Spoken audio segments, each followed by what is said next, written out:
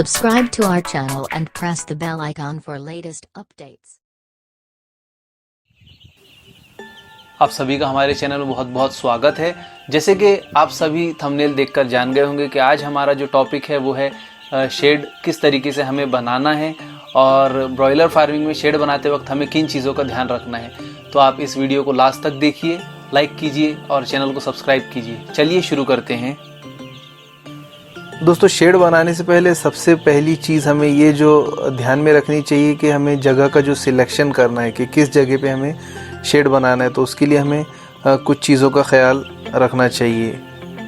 दोस्तों, जो जगह है वो एकदम प्लेन होनी चाहिए और वो ज़मीन से मतलब थोड़ी ऊंची होनी चाहिए। जैसे ऊंचाई वाली जगह का आप चुनाव करें जिससे बारिश का पानी अंदर ना जाए।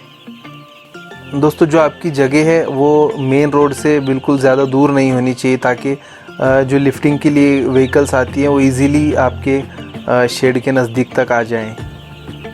उसके बाद जो जगह आप चुन रहे हैं वहाँ पर बिजली की सुविधा होनी चाहिए और पानी की व्यवस्था होनी चाहिए ताकि आप बर्ड्स को इजीली पानी पिला सके और ब्रूडिंग के लिए जो बिजली की ज़रूरत है वो भी वहाँ होनी चाहिए। और वहाँ से जो चूज़े हमें इजीली मिल जाना चाहिए। ब्रॉयलर का फीड, दवाइयाँ, वैक्सीन, सारी चीज़ें वहाँ से इजीली एक्सेसिबल हो, ऐसी जगह आप चुनिए। और सबसे आखिरी बात ये कि जो हमारा ब्रॉयलर का माल रेडी होगा, जो हमारा तैयार माल होगा, उसको बेचने के लिए हमें वहाँ से मार्केट भी नज़दीक होना चाहिए। इस बात का भी आपको ध्यान रखना होगा। शेड बनाते वक्त हमें काफ़ी बातों का ध्यान रखना होता है, जिसमें सबसे ज़रूरी बात यह है कि शेड हमेशा पूर्व पश्चिम, ईस्ट वेस्ट डायरेक्शन में शेड होना चाहिए और जो जाली वाला भाग है इसका वो उत्तर दक्षिण यानी नॉर्थ साउथ की साइड होना चाहिए। इससे ये होगा कि शेड में हवा अंदर बाहर इजीली हो सकेगी, अमोनिया बिल्कुल बनेगा नहीं और शेड में धूप भी बहुत कम आएगी। दूसरी चीज़ हमें ये ध्यान में रखना है कि शेड की जो चौड़ाई है वो 30 फीट से ज़्यादा नहीं होनी चाहिए। ये एक स्टैंडर्ड साइज़ है कि 30 फीट ही होना चाहिए। इसमें अगर आपने 30 फीट से इसे ज़्यादा कर दिया तो हवा इसमें अंदर तो जाएगी मगर बाहर ठीक से नहीं निकल पाएगी। इसके चलते आपके अंदर अमोनिया का प्रभाव हो सकता है, अमोनिया का गैस वहाँ पर बन सकती है, तो ये आपके लिए नुकसान पैदा कर सकता है। उसके बाद हमें एक बात और ध्यान रखनी है कि शेड का जो फर्श है वो पक्का होना चाहिए और शेड के दोनों ओर जाली वाली साइड दीवार जो हमें बनानी है वो फर्श से 6-7 इंच से ज़्यादा नहीं बनानी है। वो भी इसलिए कि बर्ड को डायरेक्ट हवा ना लगे, इसके लिए हमें उतनी दीवार पक्की बनाना ज़रूरी है।